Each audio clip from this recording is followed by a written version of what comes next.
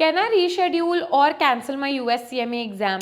Let's answer that question. For example, आपने Jan Feb का एक एग्जाम विंडो में कोई डेट बुक कर लिया है. सपोज 15th ऑफ जनवरी आपने बुक किया है. अब फॉर वॉट एवर रीजन 15 जैन को आप एग्जाम नहीं देना चाहते. You can do two things. या तो आप उसी एग्जाम विंडो में अपना एग्जाम पोस्टपोन करा सकते हो, रीशेड्यूल करा सकते हो, और यू कैन रिक्वेस्ट कि आपका एग्जाम नेक्स्ट एग्जाम विंडो में रीशेड्यूल हो जाए. इन दोनों केसेस में आपकी दो टाइप ऑफ फीस आपको पे करनी पड़ेगी. The first fee you will pay to the IMA and the second fee you will pay to Prometric. तो पहले तो IMA की फीस डिस्कस कर लेते हैं. अगर आपने एक डेट डिसाइड किया ना, आप सेम एग्जाम विंडो में अपना एग्जाम रीशेड्यूल कराते हैं, तो IMA आपसे कोई फी नहीं चार्ज करता. लेकिन अगर आप बोलते हैं कि मुझे डिफरेंट एग्जाम विंडो में अपना एग्जाम रीशेड्यूल कराना है, then you have to pay a fee of $75. So Prometric की fees works like this. So if you have cancelled your exam prior to 30 days of your examination date, मतलब आपके exam को अभी 30 से ज्यादा दिन बचे हैं, तो आपकी रीशेड्यूलिंग फीस 0 होती है. आपको कैंसिलेशन करने के लिए या रीशेड्यूल करने के लिए कोई फी नहीं पे करनी पड़ेगी. लेकिन अगर आप 3 to 30 डेज के बिटवीन वाले पीरियड में एग्जाम कैंसिल करते हैं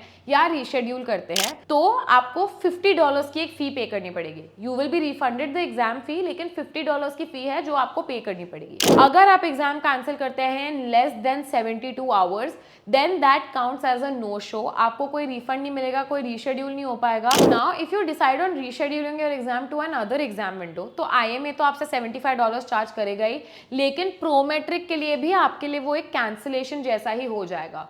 सो अगर आप 30 डेज प्रायर करते हो तो कोई फी नहीं होगी.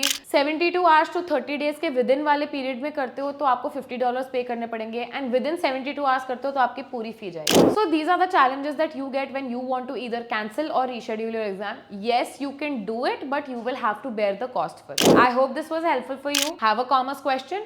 Ask ProSchool.